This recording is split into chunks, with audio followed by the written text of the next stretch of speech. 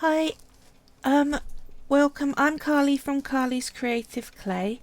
I'm going to be showing you how to do the water and the squid on my model on the hour.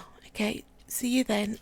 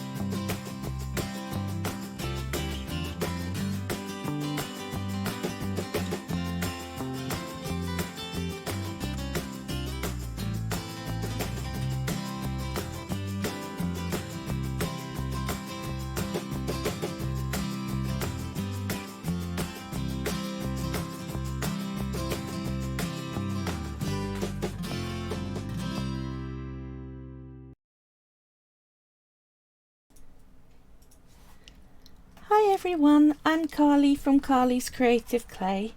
I hope you've all had a good week. Now I'm going to show off my husband's cool new little gadget. What? Hmm? We're back. Oh, we're back. Sorry, the thing dropped out a bit then. Going to show you my husband's new gadget that we've been playing around with. That's not as dirty as it just sounded. But first I'm going to show off some items from my shop that's in the week. I do this every week, so item of the week. Hi, Fairy Hedgehog. Hi, Arty Hearty Life. I've gone with cats with balls. So we got a box with a cat with a big ball of wool. Very 3D. This one is £25 and I really love the swirl clay on it. It's probably one of the first rainbow swirl clays that I've actually done, and it's in the shape of a cupcake. This one I've done fire colours with a black cat with a big ball, and that's the inside of the box, and that one's £15. Yeah, I do like doing the rope effect. If you need to put a raised area on a box in order to stop the lid sliding off, and that can be just as decorative as the top if you do things like twists and swirls, and sometimes I bring it into little triangles and all sorts of things like that. So it is. What's the wall made of? What, the wall? Oh, it's all polymer clay. What about the ball on the other one? Yep, polymer clay. That one's copper clay. It's all polymer clay. That's what I do generally. If I'm going to add an inclusion, I'll tell you about it separately. Otherwise, just assume I'm talking polymer clay. Right, here's what my husband got. So I hold it up to the camera. It's a padlock, and you can see all the insides. So when you put the key in, which way up? That way up. You can see all these little springs down the side start to move to line up. And when you twist it, you're forward a bit. Sorry, let's bring it back. So all those little pins, can you see them moving as I move the key? Yeah? These little ones here. Yeah. Then when you turn it, that twists those in alignment with those pins. And that releases that spring. Sorry, and that releases the spring. The reason why he got this is he's getting into the hobby of lock picking. It's basically like an adult puzzle game. No, he's not doing it for illegal reasons, and there are a lot of people that actually... It's called lock sport. They just do it for the puzzle challenge and testing companies' new locks. And there are a few people we watch together online, and it's amazing. He's called the lock picking lawyer. I think he works as a lawyer in his day job, and all the top lock companies send their locks to him to test out, to prove that they're really, really good. And some of them, it's surprising how quickly he gets through them. Do you watch Mr. Puzzle on YouTube? No, I've not heard of Mr. Not heard that one. I'm going to need to look into that one. But yeah, lock picking, it's very interesting. It's very complicated. So we got started on previous weeks of making the Viking longship, and going to show you how that turned out first of all. So let's get right. I'm really pleased with it. First of all, it stands up on its oars fine. So if I want to make one in the future, just as a longship as the main point of the model, I know it really works now. And the only other thing I did was the same way I made the sails, I made this little flag and then put a little wave to the flag before I baked it, and it held. So here we are, one Viking longship. I must admit the sail looks amazing. And yeah, the sail looks amazing. And it's kind of annoying because the sail was one of the easiest bits. If you look on previous videos, it wouldn't be... I like how the flag is made. Thank you. It wouldn't have been anywhere near as easy if I didn't have a pasta machine. It would be really tricky. So I'm going to put this safely to one side because we're not going to need it for now. First thing we're going to do is make the base of the model, so that we can sit the ship on it and then start to make the giant squid to attack the ship. The little flag is so cute. I know, right? It's literally, you're cutting strips, but you're cutting them so they're thicker at one end and tapered to a point. Evil Monkey Spaz says, "Hi, I'm here. Time to Hi, Evil Monkey Spaz. Time to release the Kraken." Yeah. Right. Tip 1, when you're making a big model, and I can tell you this from experience, get the tray you're going to bake it on, measure your greaseproof paper that you're going to make the base so that it fits. I have made a model before and it was just slightly wider than the base of my tray, and then you've got a lot of problems trying to get a level piece when you bake it. You end up with one of the sides sort of bending up. So measure out your paper so you know your model can't go bigger than that. So let's get that tray out of the way. So got a friend meant to be turning up. I hope they're late so I can watch some more. well, I hope you have a good time. You know what I always say, I'm the only person that has to be here each week, me and hubby Jamie. Right, so this water, I've shown you how to make swirly clay before, but I've only shown you with like a couple of colours. So this one is going to be a mega mix. Let's move over all the clays, and I mixed colours, so I'm going to talk you through what colours I've used. That looks like a lot, that's not even it. Keep going. Next lot. And next lot. 22 different colours going to be in this mix. That's a lot of clay. So let's go through it quickly.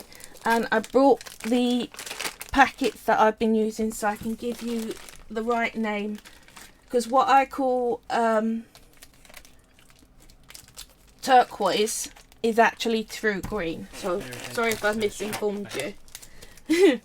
Yeah, you can mix colours up and get a whole range. So yeah.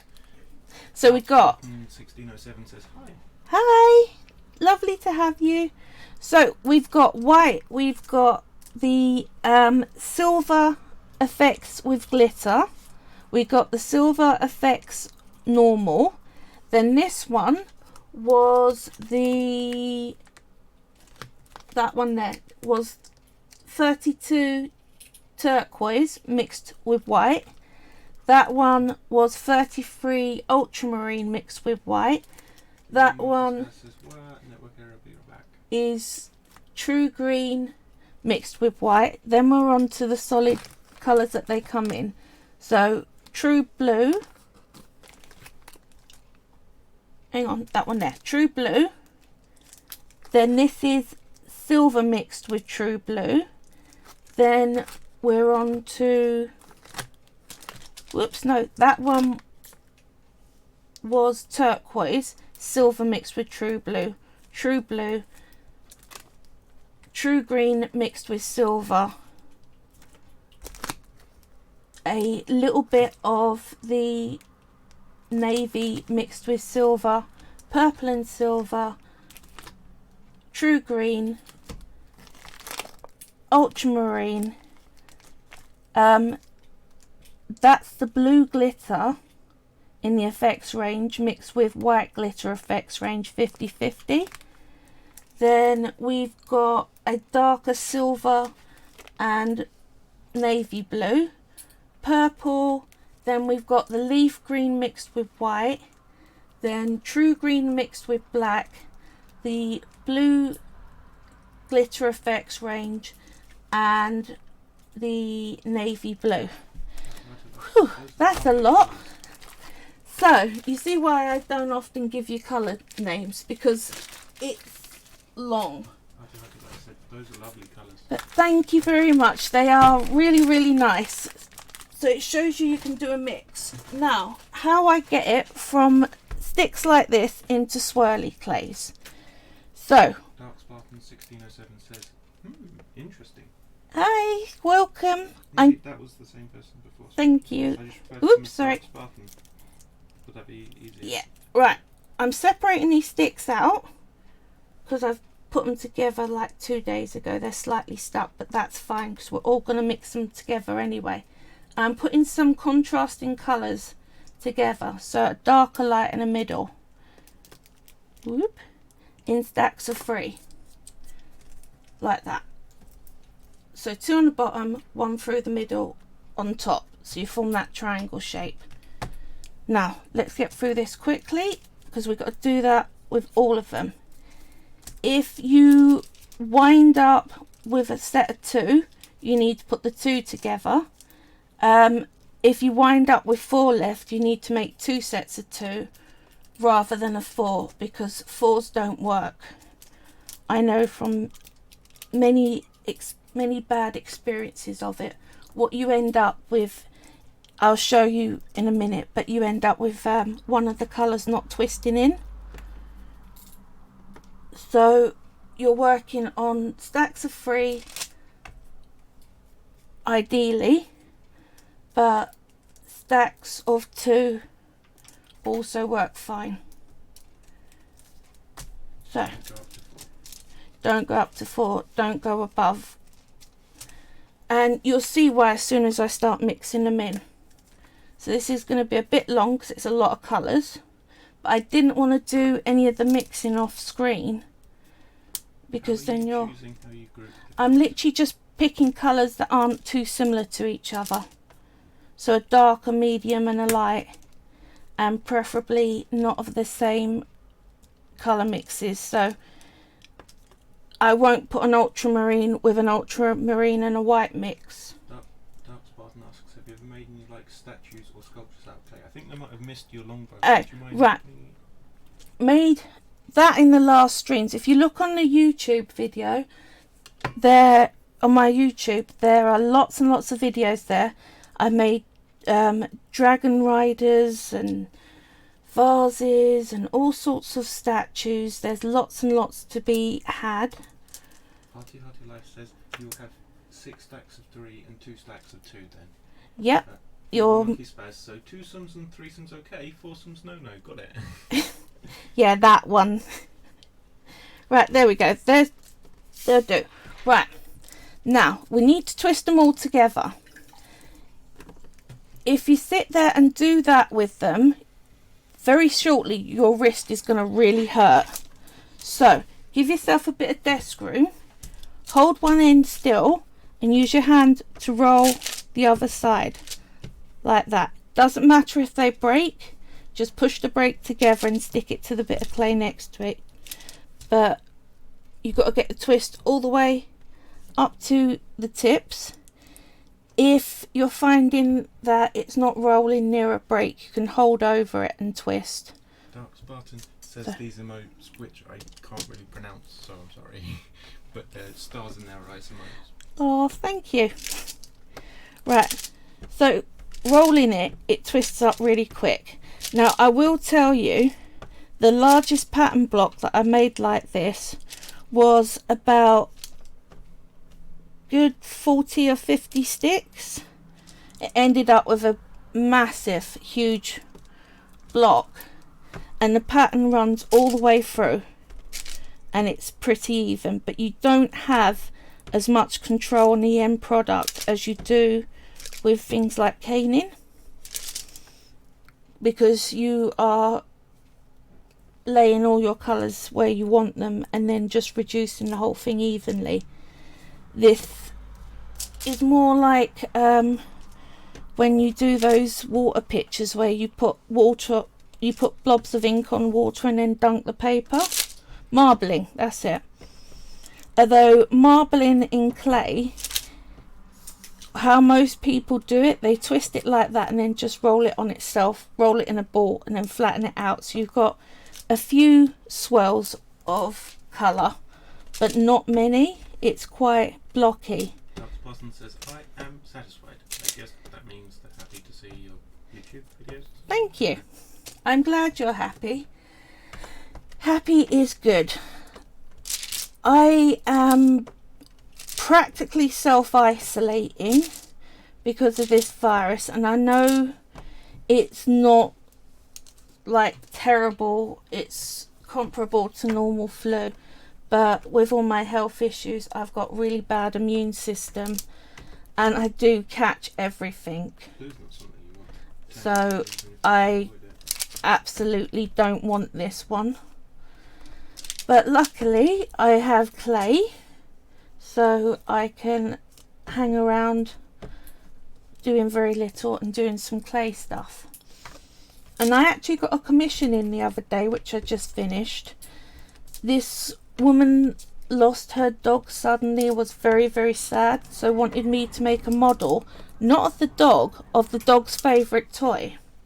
It was really cute. It was a little white hedgehog with blue spikes, and that's actually easier to make than a dog. So happy. Right, we've got them all twisted. So now, again, we're going to treat these as individual sticks, and the same rule applies as before. Stacks of 2 and 3. So, let's put one on that, one on that, and I'm not so bothered about what colours are going with what on this, but I'm trying to make sure you're lining up each of the ends. You don't want massive bits sticking up like that. How sweet. I know. And the thing is, she was really upset, and there's a lot of people who don't understand about pet bereavement. So much so that I actually have a friend who works as a pet bereavement counsellor. All she does is counsel people who have lost pets and are really cut up about it. So can you see I'm twisting them in exactly the same way? I'd like to see a picture of that sometimes if you have. I have got one. Give me a second, I'll send it to Jamie and he can put it onto thingy. I wasn't thinking, sorry. So where are we? Camera. The only thing, my camera holds about 1 million photos because the nature of what I do. WhatsApp to Jamie. There we go. You should have that. Right, so I've twisted those together. Even Monkey Spaz says, sorry to interrupt your flow. No, it's fine. Malcolm says, oh, I was going to ask what you're doing, but that's sweet, very cute. So twisting these in together. Presumably they're talking about the dog toy. Oh yes, right. So I put that in the post. Might be a bit behind the rest, so. Okay. So I put them into stacks of 2 and 3, and I'm twisting them together. So it's the same rule as each time. And if you find you got bits breaking like that, just push them back together. It's fine. Did you send me the picture? Yes, I did. What's that? Should be. What's that? Oh, there you go. And I'm swirling them in and making sure I'm twisting up at the end, because anywhere where you're not twisting you end up with quite big solid lump of clay, so your colour don't swirl in. Not that one. Right, so that's them twisted in. Now if you've got a stack of 4, what you'll find is one of the sticks will stay down the middle, and as you twist the other colours will twist around it, but you still get one stick that isn't twisted up. So here's the hedgehog that I made. It looked less angry after I slightly adjusted the eye, but she was very, very happy with it, and that's gone in the post to her. So, and again, if you end up with lots of these sticks, it's the same rule of 2s and 3s. But luckily this stacks up into a 3. So let's move that bit of paper out of the way so I don't scrunch it up. And I'm twisting these on themselves. Oh, that's so cute. Yeah, I was pleased with it. And it was about the size of a golf ball, which is what she wanted. So I'm twisting it and I'm folding it on itself so that it's in a rough ball. If your sticks are longer, you twist together and then fold in half and twist together until it reaches that ball size. But when you're doing lots of sticks, it hits that ball very quickly without you having to do the extra twist. So the intent is not to completely mix the colours. You're not, yes, you're not trying to mix the colours in to make a whole new colour. Now, I'm going to show you what these look like at the different stages, because these are all choices you can make. Right, first off, there it is. Buried in tissue blade. Blade away from me, Carly, that's not sensible. Right, so if you used it like this, so single time through going into a ball, the pattern you would end up with is a very large camo print, so sort of like camouflage, but that is far too chunkier patches for me for this project. So what we're then going to do is bring this ball out into a stick. Now if you imagine the ball that I actually worked with for that really large one, it was about this big. It was a real horrible workout. I actually caused myself to be bedridden for a couple of days after doing that one. It was silly of me, but it was possible. If you haven't got health problems, you can do it. And the reason for making a large batch instead of a couple of different batches is because you make sure that you've got very uniform colours and patterns together in one big load. Now when you've got it out a bit, if you hold one end and pull it a little whilst you roll the bottom end, you can see it comes out into that stick a lot quicker than just trying to roll. And you're not trying to pull very, very hard because you don't want to snap it. If you do snap it, just push it back together and carry on rolling it out. So we've got a stick that is manageable. It's not too thin. If you're working in less clay, you could probably go down a lot thinner than that, but I don't want it so that it's so big that I can't actually handle it. Because what we're going to do now is put a twist in it again, like we did with all those sticks. So roll in one end until you get those spirals all the way through, like that. So you can see why making that stick too long is problematic. How scary. I hate very sharp objects. Once I cut my leg quite deep. Yeah. In regards to your tissue blade. Yeah, you've got to keep the blade facing away from you and you should be fine. It's a useful tool. It is a wonderful tool. I love my tissue blade, and there's a lot of techniques you can't do unless you've got a tissue blade. You do have to respect. But you've got to respect it. Very legible. Right. Ouch. Can you see right up to the end? Make sure you twist those in because you don't want the colours to wind up as a big blob of large camo print in your tight swirl. Exactly as it is now. Yeah, I think it might be a bit heavy. it would be a bit heavy. It's very chunky. So I folded it on itself. Twist the two together like so. Make sure you go up to the ends. Fold in half and keep twisting till you hit a ball that you can't twist no more. And that's what I was talking about last time. Like that. So you've got a ball.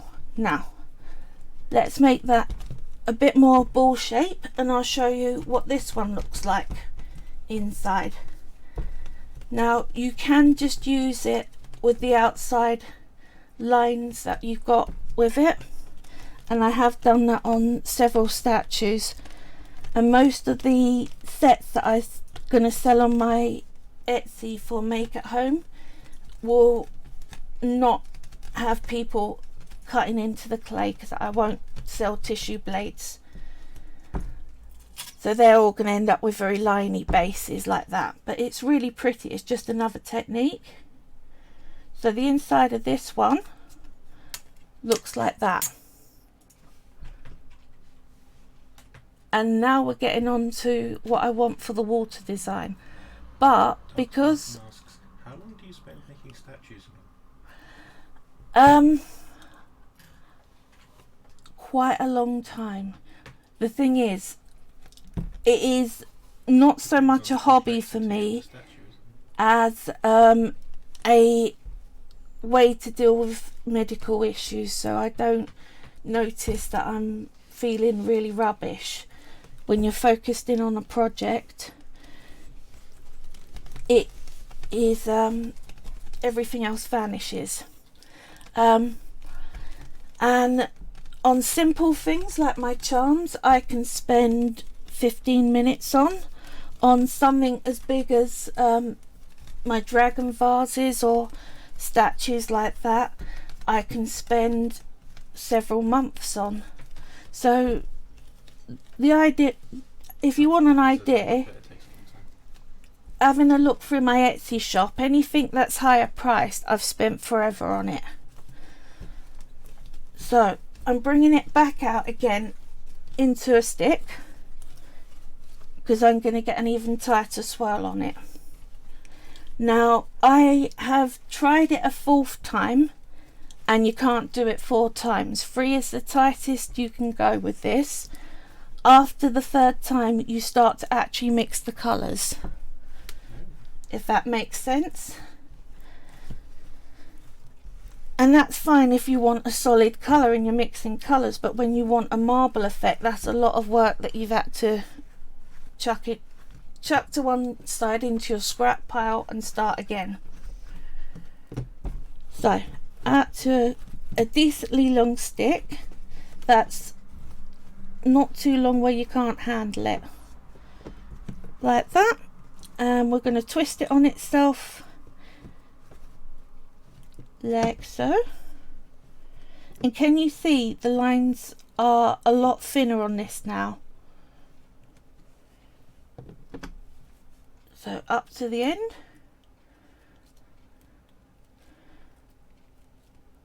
like so. There we go. Right, and usually I use this 3rd twist pattern for things like when I make animals. I use a decent brown mix for the hair, but because I want my end product to look roughly like the 2nd round through, I'm going to the 3rd one because I need to do a lot of rolling to get this out into a flat base. So I'm bringing it tighter than I want because the rolling will loosen it all back out again. The Dark Spartan asks if anybody has OCD, just a question, but not that I'm aware of usually in this chat.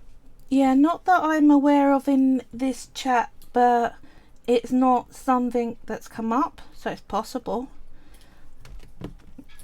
I have known people with it and it's absolutely not fun. So if that's you, then I hope you found ways to live with it so that it's not causing a massive detriment to your life, which is all you can ask for with a disability. It does sound difficult. Right, so we're now on 3rd twist. So this is what we're going to use. I've got to get it out into a ball because instead of just cutting through it, I'm going to show you what you actually need to do to get the pattern that you want all the way through the clay. The Dark Spartan has OCD. It's hard for them. Yeah, It does sound difficult. it really does. And I don't pretend to know what you're going through because it's all very personal, this sort of thing.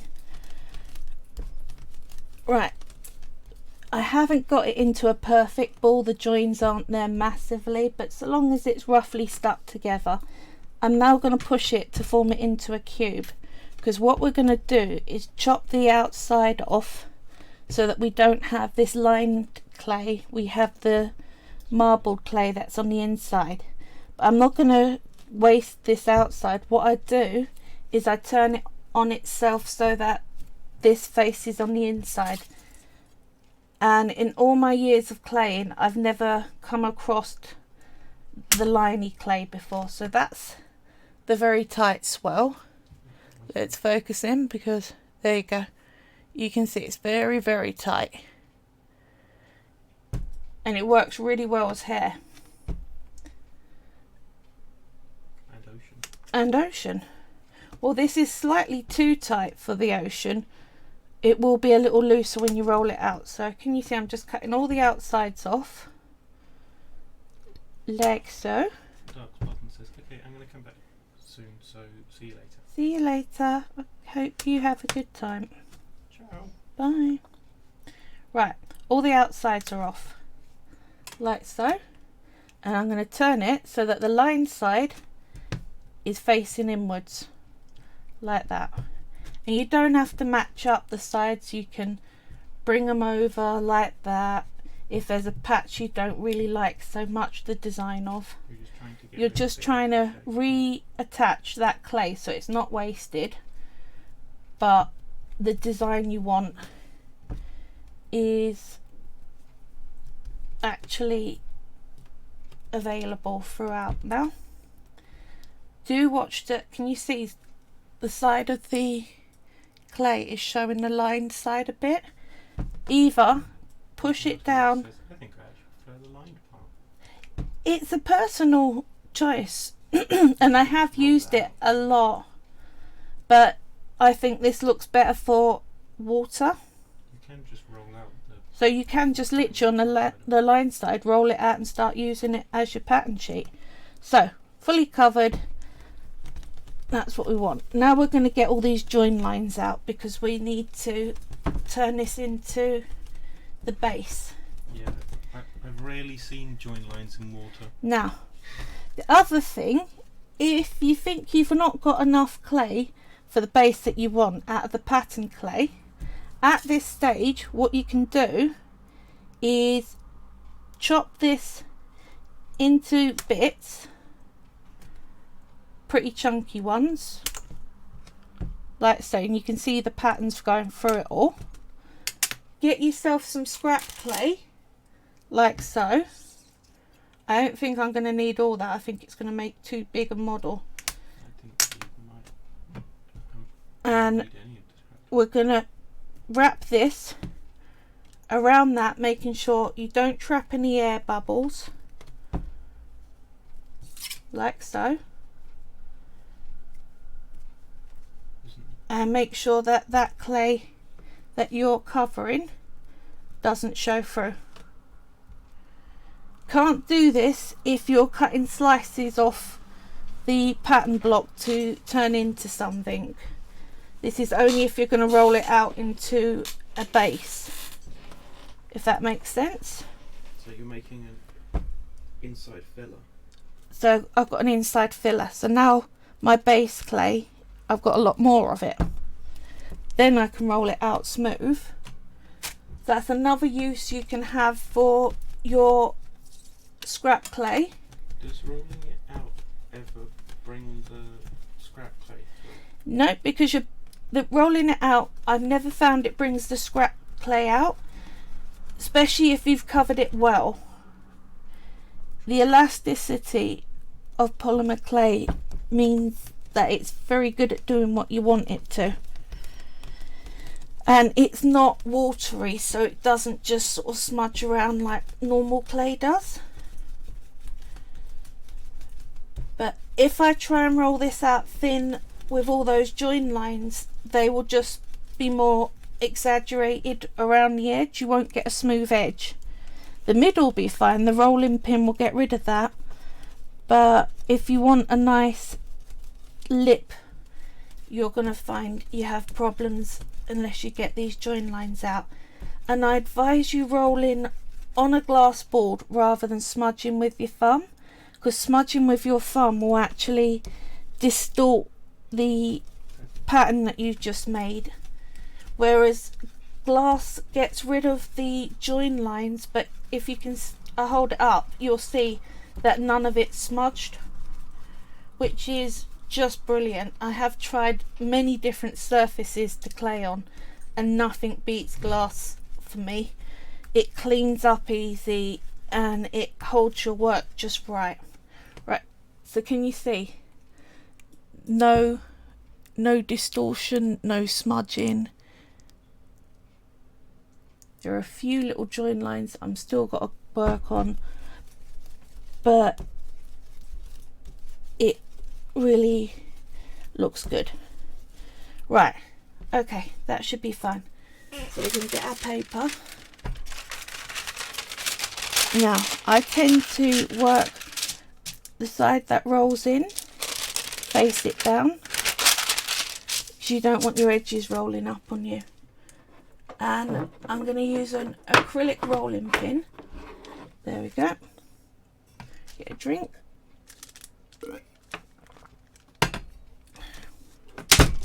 Now,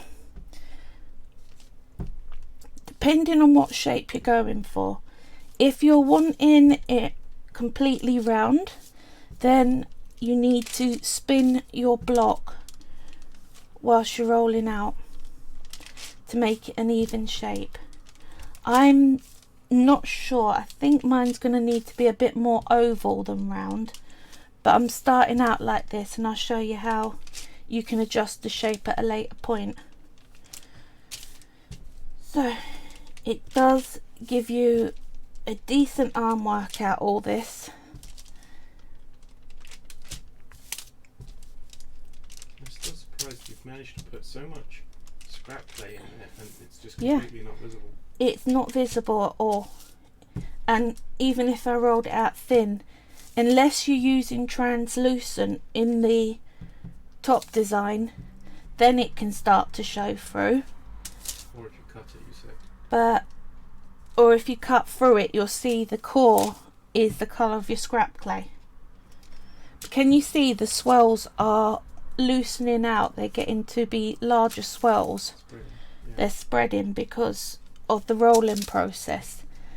So if I had this on the second looseness, it would have come out very, very loose waves rather than a decent swell.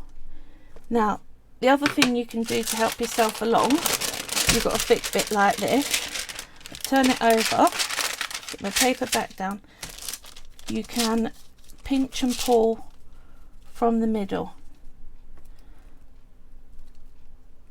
and it's just spreading by hand, and instead of just pulling that surface, the top surface out flat, you're pulling the whole block out, so you'll get your thickness down a lot quicker this way. Does it and you can start to get your oval shape that you want. Does it cause the line spreading like it still causes line spreading? Yep, because you're pulling the actual clay out, so that pattern is going to go out, but you don't get a smoother surface, so you do need to still come in with a rolling pin if you want it very flat. Now let's get our sizing. Still got a long way to go. Hello, welcome back. So got a long way to go to get this out, so it's probably going to need to be half the thickness of this.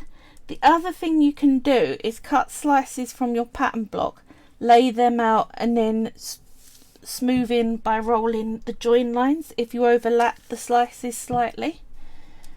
But I find that I worry about the structural stability when I do that. So I tend to do it when I'm covering something that's got a more solid structure rather than using it as a base, if that makes sense. So when I make trinket boxes, because they've got a metal armature inside the sides, I can do that with it.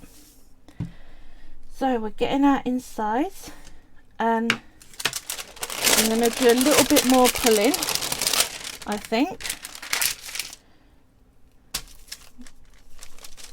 Now there's a reason why I'm not flipping it and pulling on that side. Can you see this still has a tighter swirl on it? This is because the space is being created by the clay almost mushrooming over, and the paper's been holding that so that the swirls are still tight. Robin says, am I allowed to say my age? I don't think I should. I presume you probably shouldn't share personal details. Not really meant to do personal details, but it's all age appropriate for all age groups. Right, so just bringing it up a little bit bigger and a little bit wider. This is just so that I can get more of that oval shape in that I want, and make sure that it's spreading out evenly. And if you do tear it, you can just patch it back in. So doing pretty well here.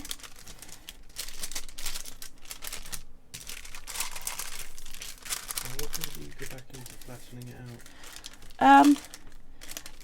It's personal. I tend to roll out until my hands start hurting doing that, and I give them a break by pulling them out because it's a different set of muscles you're using. Dark Spartan says, I have a joke. Sure, I'd like to hear it. What's your joke? Don't forget there's a delay. There is a delay. What do you say if your hand is red? Caught red-handed? That's my guess. Caught red-handed. Right. That swirl's getting very... It's getting very, very loose. And at the end, I'm going to have the decision to make whether I want the top side to be this loose swirl or the tighter swirl at the bottom. If that makes sense. Right, let's check our size. We are getting there. It needs to be... Just a bit wider and a bit longer. Dark Spartan says, oh, come on, you got it.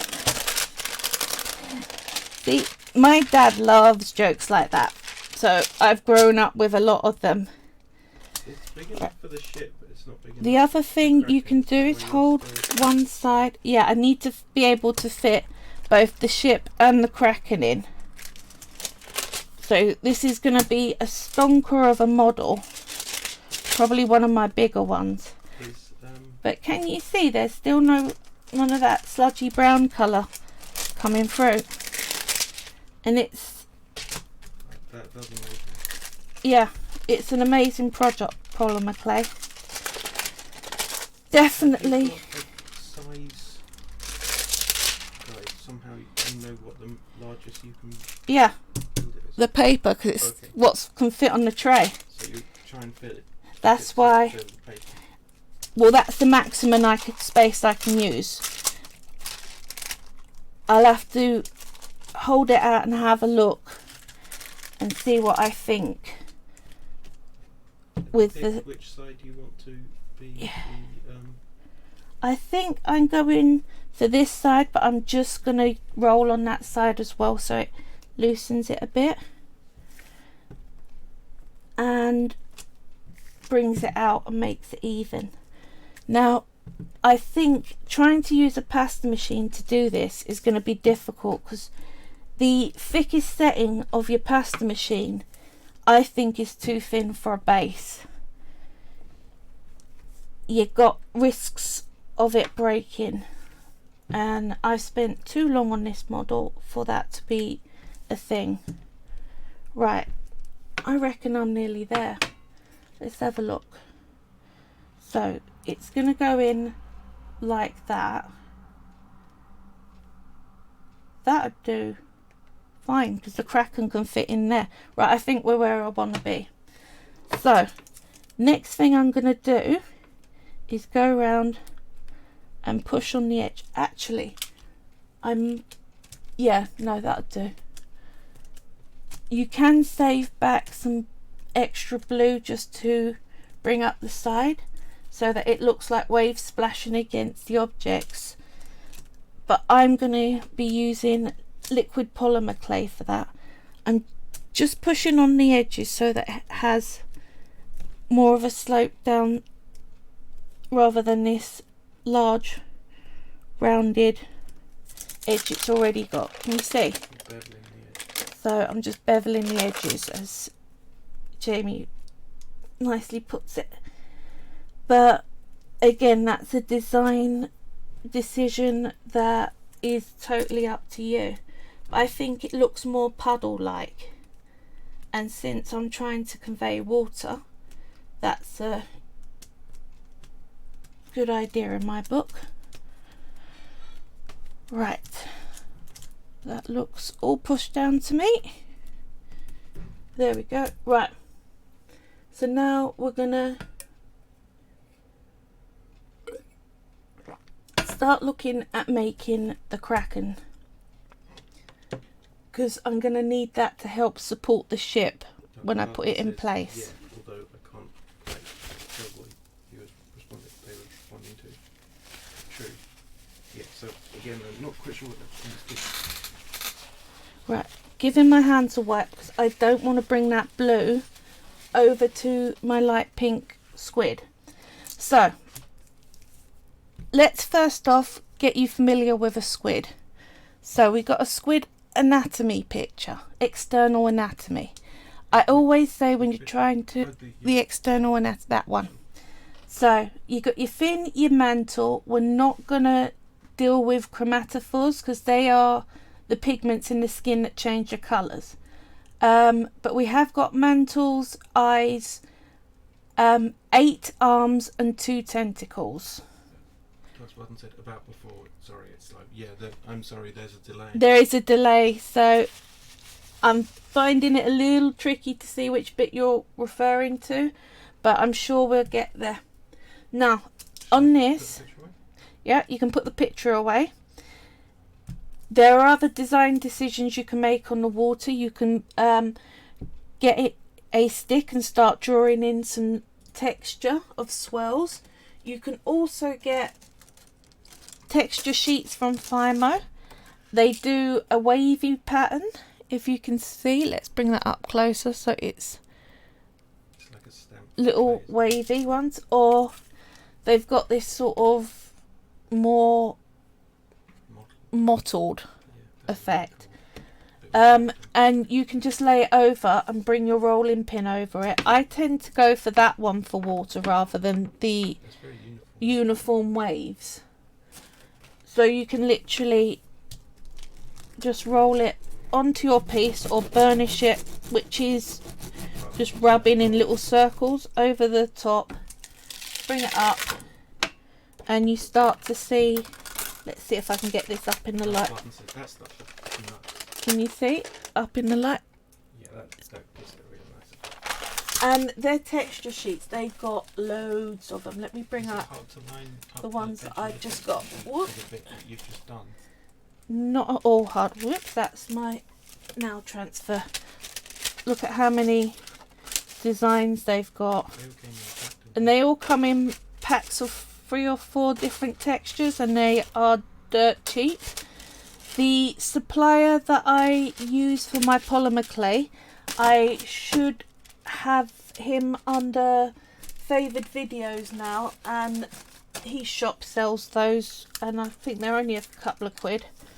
But you should be, if you're doing this really perfectly, like you're doing scales, you can line them up pretty easy. But with water, I just whack it down. Just make sure that you've got texture covering all of it, rather than it'll just, you won't end up with too much texture. What it'll do is just smudge it into the new shape.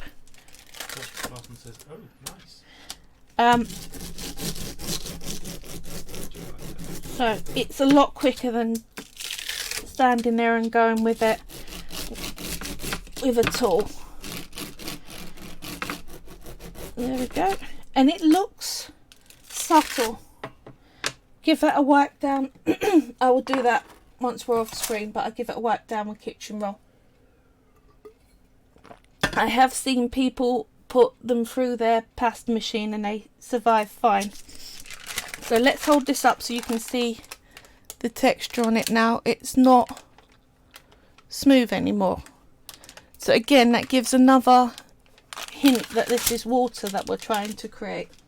So let's get this out of the way so that I can get going on an squid. So I'm going to put the boat there and put this over here. Now I know that boat looks like it takes up a lot of the room, but it's going to be up on its side. And possibly poking out. Possibly poking out. Right, I've made a foil armature already. Literally a bit of foil that I rolled a ball and then started to wrap it around with more foil and squidge it until it made this shape. Flattened one end on my glass table and then covered it in masking tape. The reason why I put foil in the middle of thick pieces is because your clay will only turn to solid plastic if it hits the temperature talked about on the packet. So that's 110 for Polymer. If it don't hit that temperature, it stays a soft clay. So it's far better to have a rigid foil centre than a soft clay centre. You're less likely to get it to cracking and falling apart. So, but the posh name for it is an armature. So I mixed up, this is 1/3 magenta pink, 1/3 orange and 1/3 white to make this sort of salmon-y kind of colour. Then I took, yeah, it's a bit, yeah, slightly darker than that, but it's pretty good. Then I took a slice of that and mixed it with a shed load of white to make the lighter colour. Dark Spartan wonders what the largest statue you've ever made is. I have shown it on the stream. If you go back through, there is. Do you want to grab it off the thing there? Okay. That's my biggest statue. I made a vase bigger than this, but my biggest statue happens to be in the room with me, which is useful. Right. This was my biggest so far. So dragon rider, sorceressy type woman, and a crystal ball on a plinth. And this is gonna be slightly bigger. So what we're making will be my biggest statue, but not my biggest make ever. My biggest make ever has been vases. I had a couple of glass eyes, but they were see-through back. So I've gone over the back of them with white acrylic paint and let them dry. Because squid eyes, they are generally white background with a very large black pupil. And the only other bit of pre-prep I've done, well, other two bit of pre-prep I've done, is I stuck some of that darker orange through a pasta machine. Thank you. On a medium thickness so that I can wrap this mantle and it'll be even. Artie Hearty Life says that's the one you made in recent streams. Yes, there's a whole load of streams, and if you look, I've actually set up playlists now of all the projects. It's on YouTube. So Carly's Creative Clay on YouTube. I've made all the little suckers and baked them. So I've gone everything from quite big down to small, and all I've done to do that, rolled out a little ball and got my ball tools, which Let's just clarify, when you were saying that's amazing, was talking about dragon rider. yes, thank you.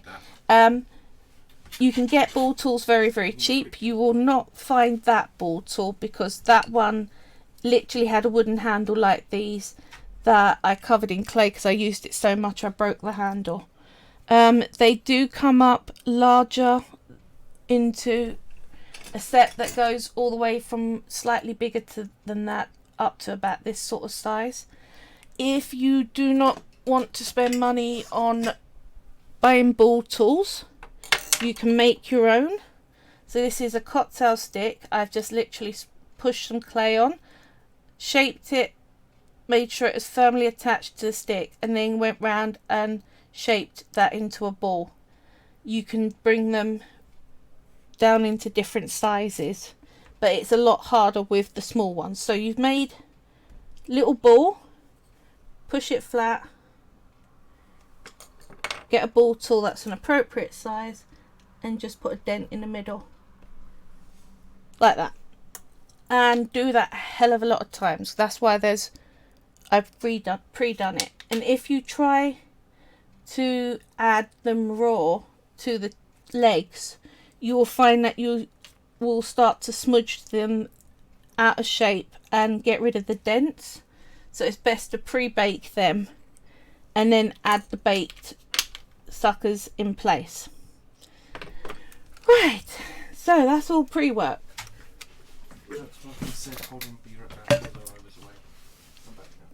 Right, first thing I'm going to do is start to make that mantle. Because what I'm going to do, instead of doing the whole squid, I'm going to do the mantle up to the eyes and have that sticking out, and then tentacles coming out from under the water. So then I can impart that it's a bigger squid than I've actually got to make. Right, I'm starting at one end, bringing it just up to the tip, and I'm going to wrap it. If you're going to have an overhang, make it on the largest bottom side. Now, it's up to you. If you want to make your squid bigger, which is what I want to do, I'm going to continue wrapping that whole piece round. And yes, it's getting baggy at the very top there. That is fine. I will show you how to fix it up momentarily. But that's where we're starting. So, first I'm going to smooth in that join line there with my thumb. And you have got to use some decent pressure, but you don't want to completely deform the shape of your armature. So it's judging that quite well. And that'll just take a bit of practice. Now, I want to pull this up, but without trapping air.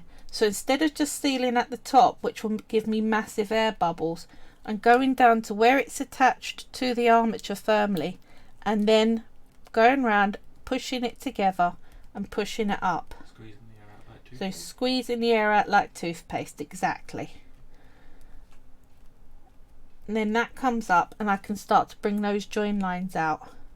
Now the armature finishes there, but that is absolutely fine to have a sticky uppy bit. That's what you want, because we've got to put the fins in. The main thing for the armature is just so that you don't have to get heat all the way Yeah. to the middle of a big blob of clay. The armature, the clay will hold its own weight quite well, so the armature isn't so important. I wrapped my armature in clay and then smoothing it down, and showed you how to get the tip so that you haven't trapped any air. This will be on my YouTube as a video to watch if you don't catch it all, or if you miss bits. And I've finally set up playlists so that if on some of the big projects that I've done, they're not back to back each week. I've taken breaks, so this way you can see all the videos that are part of a project in one place in the right order. Okay, so we're at that point. Now this bottom needs to be sorted out, so what I'm going to do is just start to fold this under, and again, we're not trapping air. That's the biggest thing you want to try and avoid. And if you do trap air, it's not the worst thing in the world. You just got to stab the air bubble with your pin tool and squeeze the air out, and then smooth over the blemish you just made. So fold it over. I'm going to flatten that down so that it's pretty level, and that just makes it easier for me attaching it to the model, and then I can start to smooth out those join lines like so. Now luckily there's not a massive amount of detail to be put in, because octopus and squid do not have eyelids, so I can literally just push the eyes into place. And again, if you're making your eyes out of clay, bake them before you put them in, because you're risking, if you need to change anything or smudge it around a bit to make it look a bit better, yeah, even just pressing them on, you're liable to change their shape. So it's worth baking them up. And what I do is, I've got a whole box of eyeballs and teeth. I've got another drawer somewhere full of octopus suckers in various colours, because I use them a lot. So just make up batches.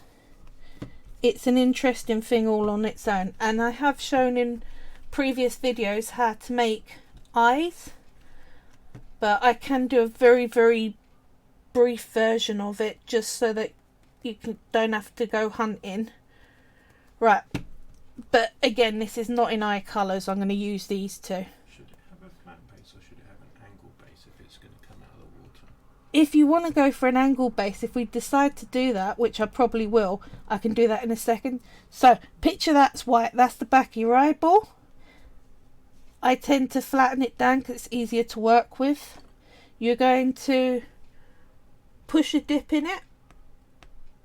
Then you get the colour that you want your eye to actually be.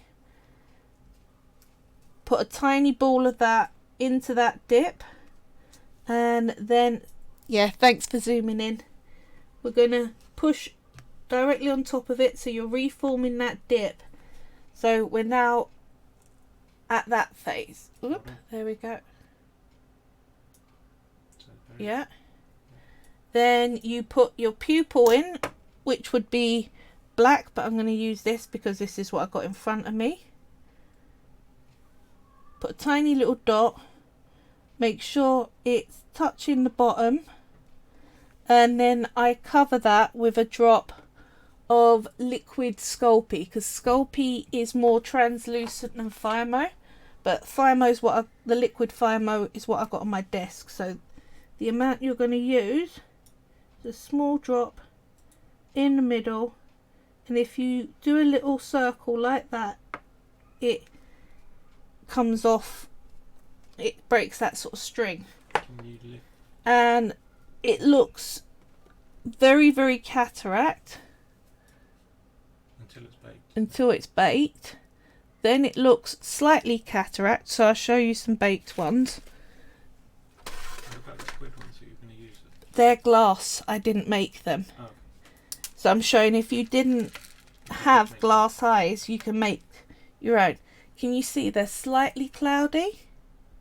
When you put varnish over them, they go, the cloudiness completely goes. And you can do double colours. So let's go down. Whoops, there we go. Same sort of process. Turn any of them slightly sideways so we And you can see there is a dome. The clear clay makes a dome. The clear clay does definitely make a dome. That's what you want. They're your eyes. So, right, we're at this stage. So, I think you're right. It's going to need to go in a bit diagonal. So again, we can use our glass table just to push on one side and make it form the angle that we want. Can you show us what you're doing? So I'm literally, that's the underside. I've literally put it on my table on an angle and I'm pushing it down to spread the clay and form that angle that I want. Do you need more clay added to the bottom? We folded quite a lot over, so we don't need to add more clay to it. But you can if you're worried. You just cut off what you want, stick it on, and then smooth it all in, and you get what you want there. A thicker bottom that you can do more work with. Right, so that's where we're like at there.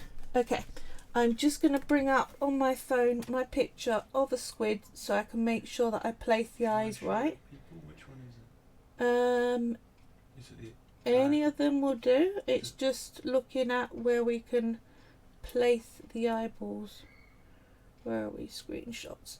Now I go on to Google Imagery, and this is the one we're looking at. yeah, some squids, their eyes are literally underneath their mantles, and I think I got a picture of a giant squid somewhere, which shows. Is that the other picture? Yeah. So the other picture is. Yeah, the eyes are closer to the mantle. Now, if we want to bring it down to show that bit of extra, what I'm going to do is cut a thin slice of that body clay, add it in like that, and then attach the eyes. So you've got the mantle and now you're building. Yes. And if you saw the eyes, they're on the side, but you can see them from the front. So like that is what I'm going to go for. That's very... Yeah? I think that's way Now. together than they were. It's artistic, what's it called, license. Right. You can do it how you like. If you bring the picture up. Which one? Yeah. Actually, bring the that one. Can you see that? You can see them both from the front. Yes. So, yeah, hold that next to it. Yeah. Makes sense. So, if I wasn't going to be pushing that straight into the blue clay, I would be embedding those eyes into the actual clay. I think you might Anything. need another layer because otherwise you'll be pushing the I want the eyes just to be peeking. Yeah, I want them to be slightly under the water because it will look more creepy. My apologies. So I'm going to get my base and move these clays out of the way, face my blade away from me. Ew, Have we decided on the final position of the ship? Yes. Right. What I'm going to do is the ship is going to be going up on its end. So I'm going to bend those oars under a bit and into the clay like that. Because I'm going to make one of the tentacles wrap around the neck of the dragon head on the ship. I'm just pushing this in, and this is the other reason why I wanted the clay to be thick. Now I'm going to need temporary support because I'm going to use one of the arms to hold it in that position. But I've got marks on the clay so I can see where it is. So this is going to go in, I think, there. Like that. And I'm going to push those eyes down into the blue. Like that. So let's hold it on its side and show you what I've just done. I'll move the ship out the way for now. Whoop, pick it up. Now can you see we've got eyes under there? There's definitely a gap under the so it's under the head. Peeking out. I'm just going to bring that mantle up a bit like that, and I need to put the fins on the top. So I've got another bit of rolled out clay, and the fins look to be almost a full triangle. There's definitely a gap under the head of the squid. If you look, even push down. So you think the eyes are too high up? No, I just think you need to put some more clay underneath so that it touches the surface. Yeah, right. Can you see where the gap is? If you turn it, tilt it towards the camera. So, you think I should put some more clay in there? Yeah, just to and then smooth it up. Okay. Because otherwise it looks like... Yeah, totally see what you mean. There's a gap there. If you do want to push the eyes in deeper, you still can, but... like that, and so I've added a bit of clay so that the face actually touches the water, and I'm just going to smooth that in. Now I've got cups of different tools here. I like this one because there's that join line between the two bits that I've added. It's the shape they use for laying bricks, really, isn't it? Yeah, these are, you can get dentistry tools that are useful. You can get wax carving tools that are useful, soap making tools. There's all sorts of actual crafts that aren't polymer clay that have tools that can be really useful. So let's smooth that in. So there we go. We've now got creepy looking squid head. So I'm going to start doing the fins. Yeah. Clay stuck to the eyeball that I made. There we go. Now you can either use a craft knife, X-Acto knife, or your tissue blade, but you want to cut some triangles out that are kind of equilateral. Do you want me to show the picture up or So yeah, if you bring the picture up, have a look at the fins. fins at the top of the head? Those little triangles at the top of the head. That's what I'm doing. There we go. Now the trick I'm gonna do is place these two on top of each other and then cut them to size so that they match each other. So can you see there's a bit of a different shape going on there? Careful with your tissue blade. Yep, I'm being as careful as I can be. There we go. Right. Now, what do you reckon? Bit big? Let's bring that down a bit, I think. So you've got to size them up really by holding them up to your model. You can do measurements. There are measurements out there, but I hate maths and maths hates me. You're numerically dyslexic. So, right, the curve is on the bottom, so like that. Yeah. That looks about right, and I'm just going to push that into place along that side and do the same with the other side, like so. And then bring that into more of a point. Whoop. There we are.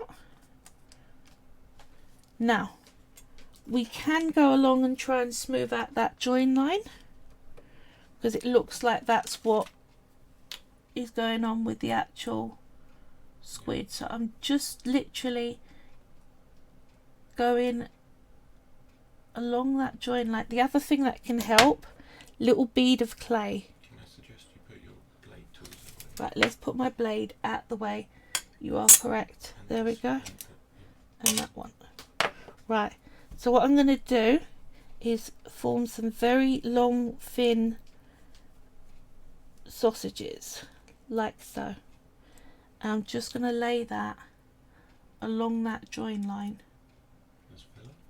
as a filler, so when I smooth in, it's got something to smudge. Smudge is a word I use a lot. There we go. Evil Monkey Splash says, I was worried with the fleshy colour choices might end up looking rude at some point, but thankfully it did not. It's unfortunately the colour of a More salmony, but giant it's hard squid. to make the Yep. balance. Like, if I make it look too, I it starts going orange, and that's not correct. So. yeah, no, this works pretty well, I think. So now I've got that line in, I'm pushing it into the gap and just smoothing in both sides so that you can't see it no more. There we go. Right, I will hold it up and show you what I've done, but you can see just on this make, ball tools I've used far more than any other tool, and that and my pin tool are two things I use a huge amount. Right. Well, and the tissue blade. And my tissue blade, obviously my blades. And I was worried about using blades when I first got them, to be honest, but I actually think you can get used to them pretty quickly. Right, can you see how that bead just brought that join line? Unfortunately, you can't really see the salmon colour in real life because I didn't get the white balance right.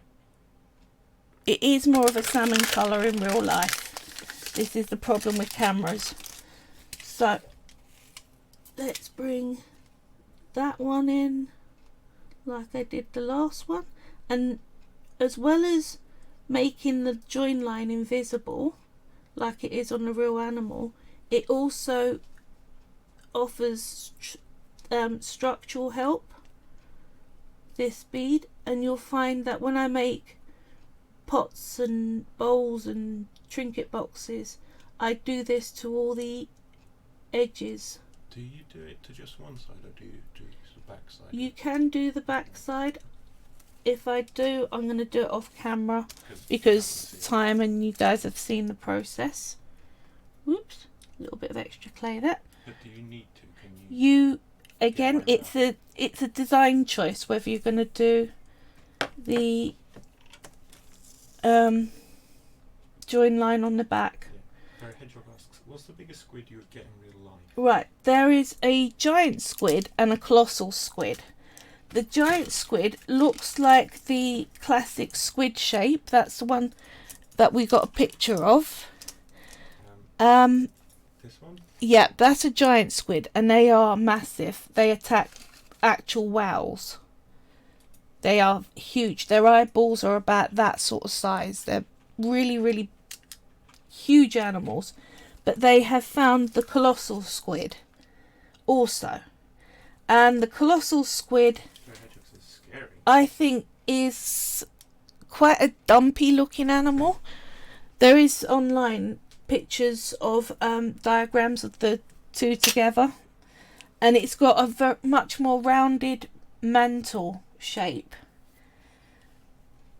So I thought I would go giant squid. Now I'm getting some florist wire because I'm going to be on to... What about the humongous squid? It wouldn't surprise me. We know very little about our oceans. And a very big squid. So I've got some medium florist wire. I think 18's the thickest. I think this is probably around a 2021. But I get mixed lots of florist wire. The largest recorded specimen was 10 metres long and weighed nearly 500 kilograms. That we know about. That is the largest captured specimen. So 10 metres, the largest captured specimen, 10 metres long. It was frozen. It was 10 metres long and weighed nearly 500 kilograms. Weighed 10 metres long, nearly 500 kilograms. That's the one we caught. So where was it? That went in there. I'm looking for my dents. So that was the front flipper there. That was another front flipper. And I was going to do that with it.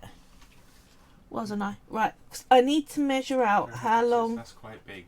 Yeah. The thing is, there are reports of larger ones, but they're almost impossible to catch. Yeah, it's hard to catch them. They're very deep water. They don't surface unless there's something wrong. And they often die if you do catch them. Problem. If you do catch them, they don't live. They don't manage to get on with surface.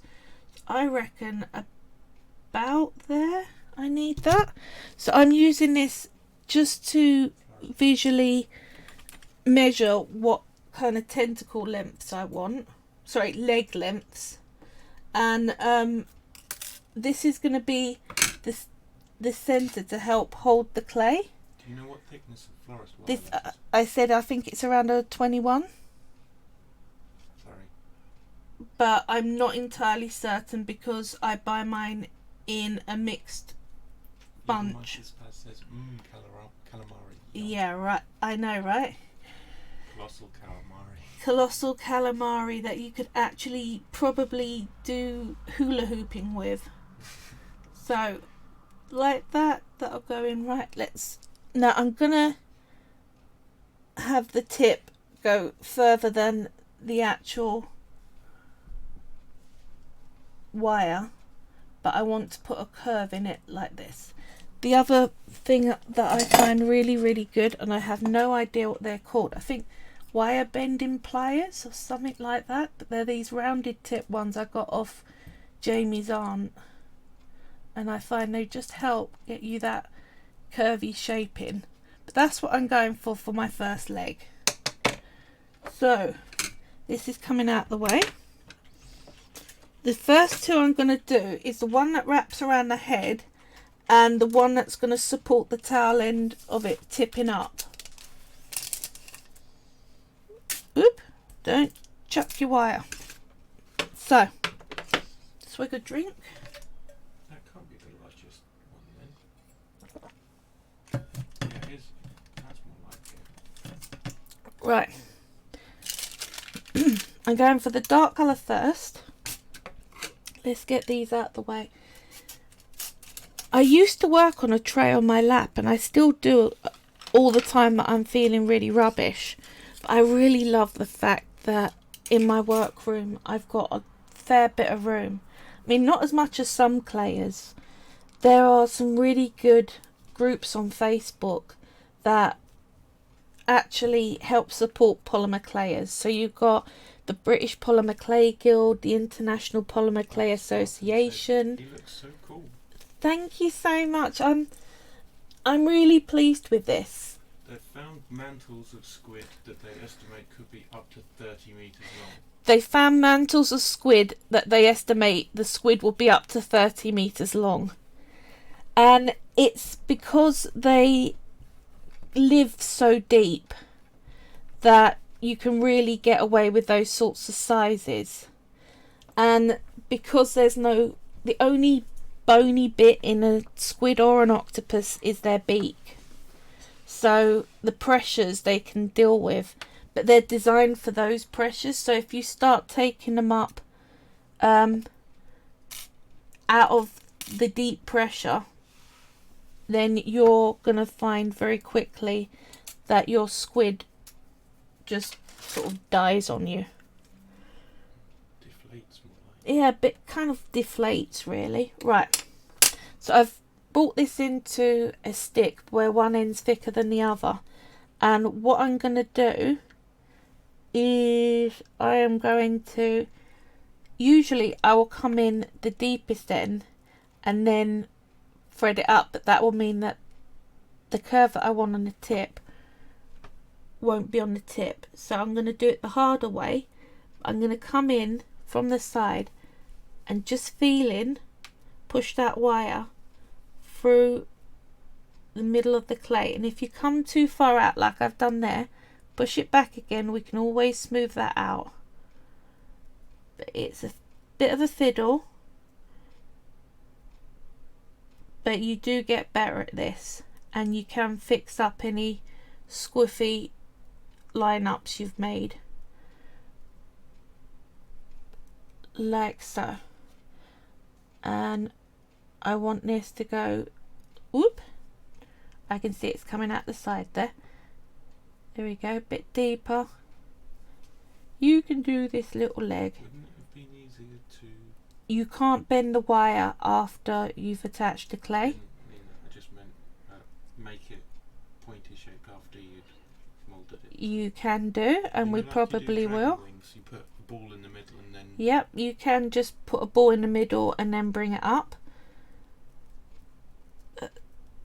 And there's going to be an element of that, because can you see that tip is quite distorted?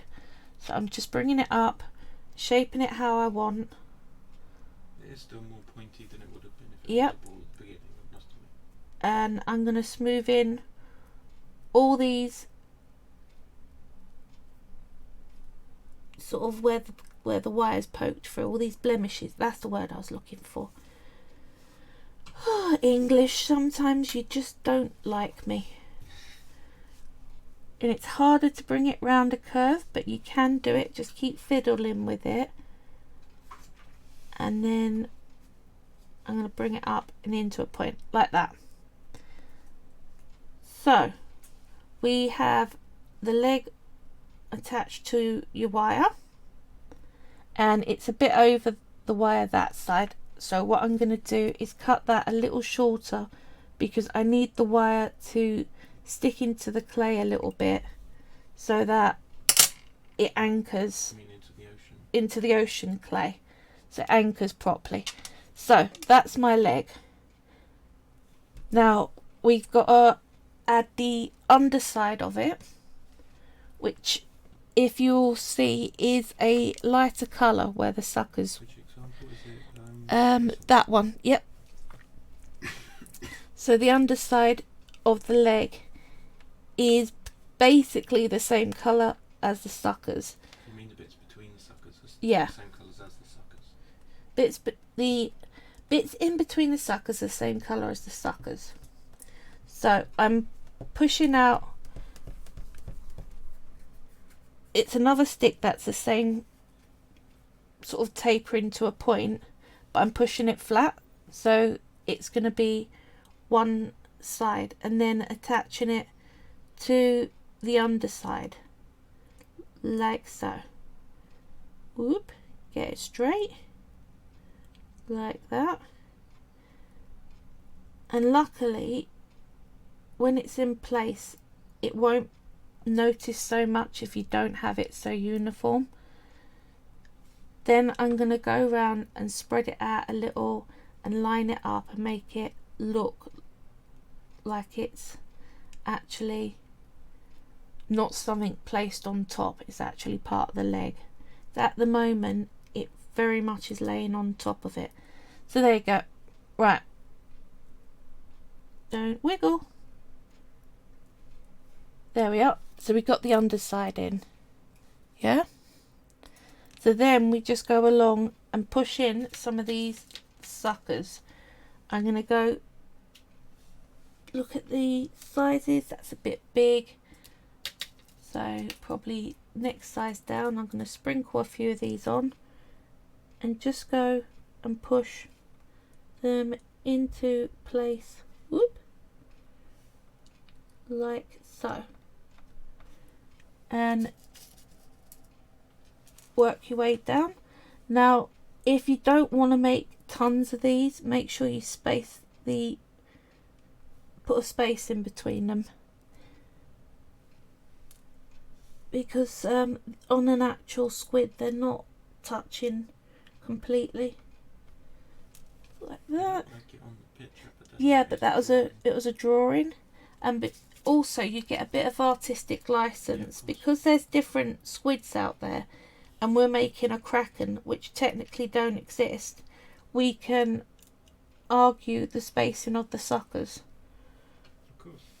So just in interest of time, I'm doing it a bit spaced out.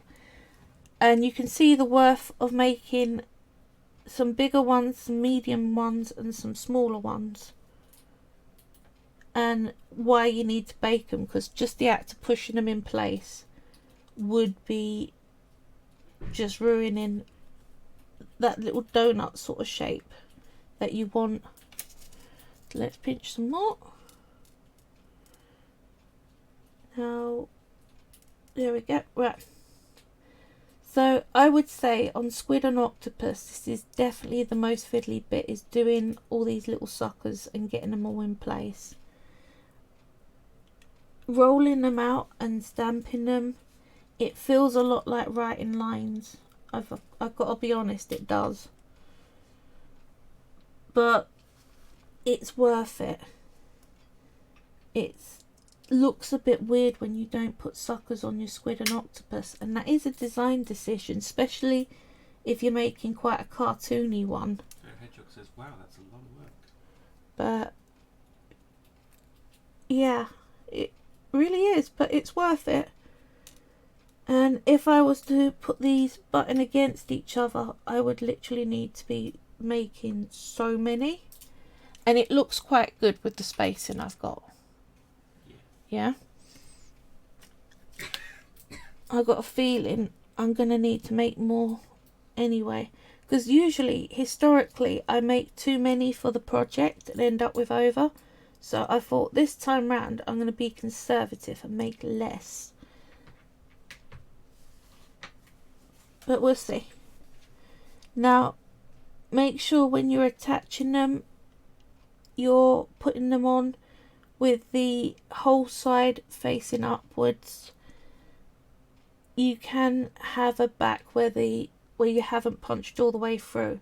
And if you put them that side up, it just looks like you've added a dot of clay, not a sucker.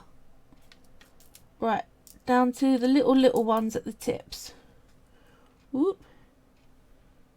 Like that, like that, and like that.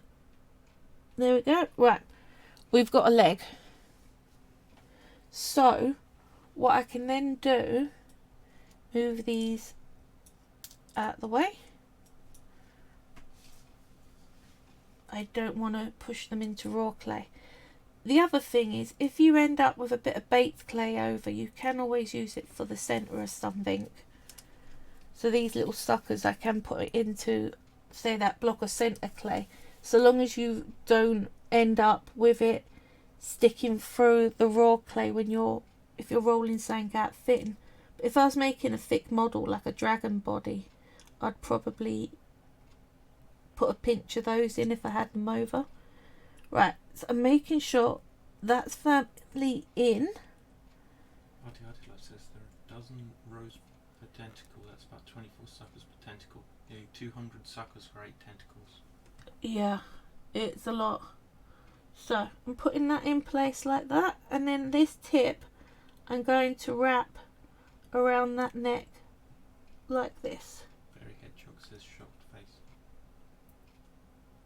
Whoop, like that. Have you got a support for the ship? I'm going to get something to help support that back end.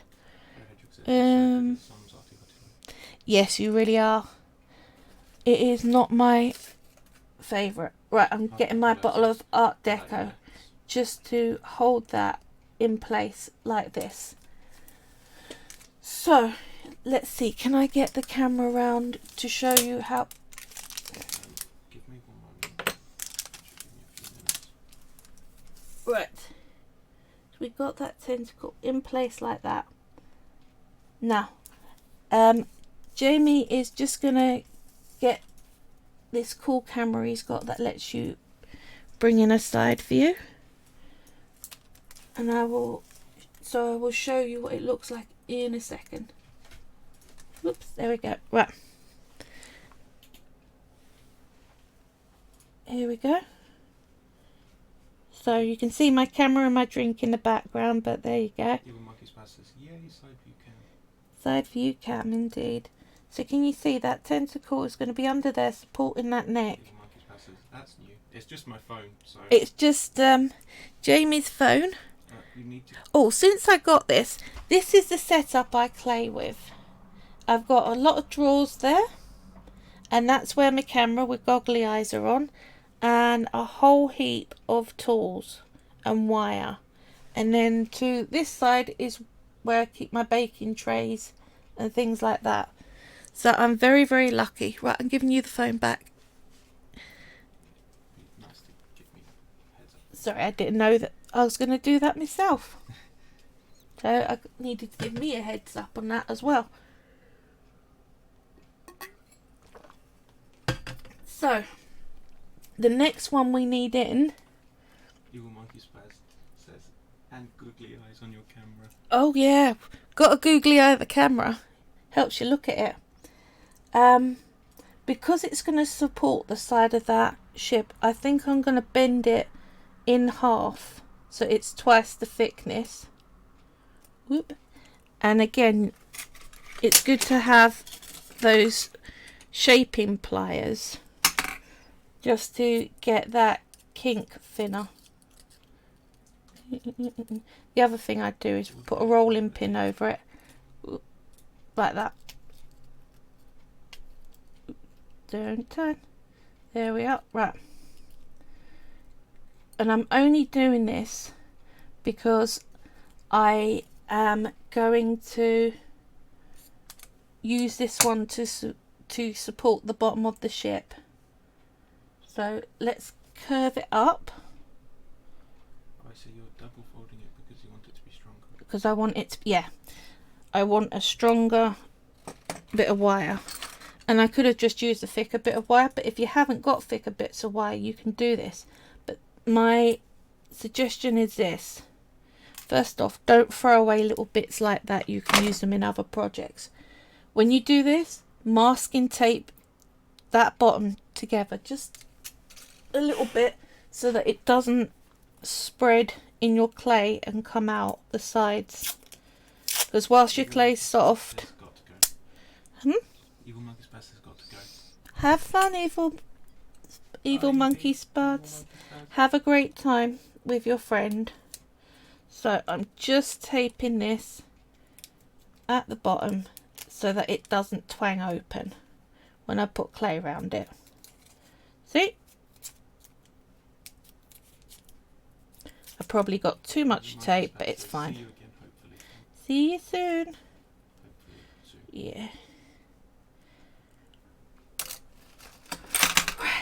let's give my hands a wipe down.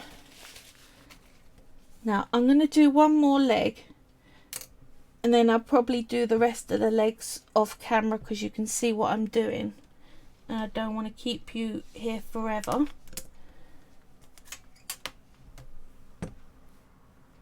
Right. I'm going to show you what Jamie was talking about shaping it actually on the wire rather than shaping it first. Your dragon technique thing. So this is how I do me dragon wings. So you push your clay on as a ball into the centre, like that. Then once it's on, you can then pull it and shape it into place. So Articula says, no, do an arm. As opposed to a leg. they do have the little tentacles, but they're pretty much the same thing. You're just making them a bit thinner. And to me they're indistinguishable. Yeah, they are definitely gonna need wire in them. That's all I'd say about them. But it's just the same process of wrap your clay around your wire, and they only have suction cups on the tip. It's like a little flat paddle they have, and they use that like a fishing lure.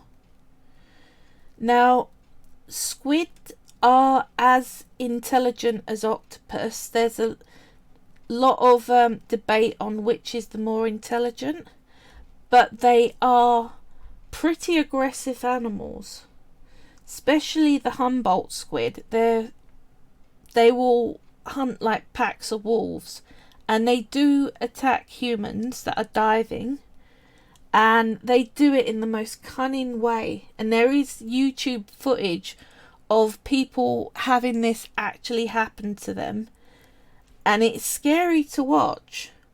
What they have is one squid will keep itself on its own, look pretty, flashlights, be very, very cool looking, and the diver approaches it and is interested. It'll even let you pet it, and whilst you're distracted, from the sides come the rest of the squid pack, and they hit into you.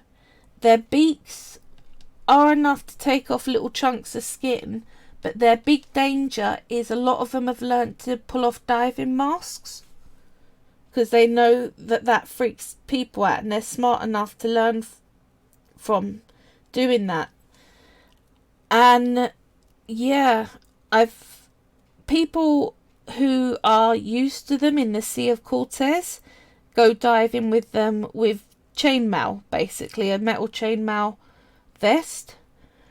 But where the water temperature has changed, and they're now, I think they're they've been spotted up by Florida, and the Floridians, yeah, they're not really suspicious enough and don't know the animals. So there have been, yeah, people diving with their GoPro, and the whole thing plays out right there on film.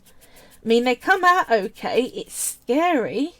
It's very, very scary. And all I would say is, if you see a Humboldt squid, keep an eye for the rest of the group and keep away from it. And what they've said is they respect aggression.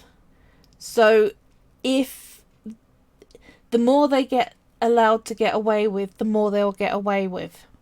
So you've got to be pretty bolshy around them and be okay with being quite physical. They are to each other. There is no mercy. They're the Klingon of the animal world.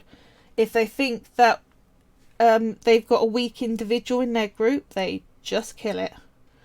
So we've had a lot of trouble putting cameras on them to see their behaviour and all that, because the moment you attach a camera to them, the rest of their group will kill them for it. So it's all a bit excessive. I can totally see why they were made into the Kraken myth, because giant squid don't actually attack ships. It don't come up to the surface. The myth of the Kraken are humans experiencing some of the smaller squid species and going, that would be a really, really good monster because they behave like it. And they were seeing whales come to, when they were doing whale hunting, which I hate, so don't even take that as me advocating that terrible stuff. They were catching whales and they had these scars on them, circular scars, all around their face, and they worked out that they were giant squid suckers. So looking at the scars, they were able to get an estimate of what kind of size these squids are that they were tangling with. And if they get hold of you, they cling on. They do, yes. So very likely. Yeah, definitely Klingons. So yeah, I've not seen any of the bigger kinds. I mean, we're not even talking giant squid. Name me one aquarium with a Humboldt squid. You may get some of the little tiny family, because the very small ones are not as pushy because they know they're tiny. But Humboldt and up, they seem to be real jerks. Octopus, however, they are playful and fun-loving, and you can really get a nice bond with an octopus. So I suppose the squid or the octopus is Larry cousins. You know, that one that always got to start an argument when they come to the family party. That one. But if ever there was a reason for Americans to not want this whole climate change, I would say getting Humboldt squid in their waters might actually be a decent argument against it, because they're just not nice. You mean argument to avoid it? Argument to avoid heating up their water. But unfortunately, water is connected. We are a part of a planet, so even if they specifically did something to try and prevent that, everyone else has got to be on board, and that's the big problem with it all. Right, they come along pretty quickly. Each leg I found is a little easier than the one you did before. That's still too small. Because you've got more experience. Sorry, I'm off the bottom. It's because I'm looking over the top of it so I can see whether I'm placing things right. Yeah, it's cool. You don't have to there we go. Forward either. It's just if you look at right. Your tablet, and where I've got slightly sticky fingers from handling raw clay, it means that I can pick these up on the tip of my finger like that very easily. So for this one, I suppose you don't want perfectly clean hands because you'll find it harder to pick up your baked clay dots. Does that make sense? You can pick them up with tweezers. That works pretty well because the raw clay will hold them in place until you can push them on. Right, we're almost there with this. Now my plan is, over the week whilst I'm off camera, I'll make the rest of the legs and put them in place. Then I will bake it, and on next week's one I'm gonna make some tiny Vikings falling off the ship and being handled by the Kraken in one of the tentacles. That's my plan. So, because you're not going to get a ship that's rowing itself, it don't work like that. The good thing about them having 8 limbs and 2 tentacles is if this one doesn't support the back end of that boat, I can stick another one on. Maybe have one of them grabbing some of the oars. to help support around that back end. Very Hedgehog says, wow, Vikings sound hard to do. Well, because they're going to be very small, it's mainly going to be sort of cloaks and hairs and very rough looking humanoids. So I have not got to go down the perfection level that I did with, say, the Dragon Rider, because that's a decent size. These are going to be tiny. That makes sense. So I'm actually technically avoiding doing another humanoid sculpt, which is what I wanted to do. I mean, humanoids are both my least confident area of claying, but it is one that I'm trying to tackle. So at the moment I'm going through a phase of wanting to do mythical animals, or cryptozoological animals is another term for them. So there we go, we've got suckers all the way up. So my next one I'm going to probably do is actually a Bigfoot, a Sasquatch. They've got a whole lot of names, but one of them. Now, let's see, can I get this in place? This is one of those situations where free hands are good. Let's see. Let's hook this over and all. Push it in place first, I think. Let's go like that. Push.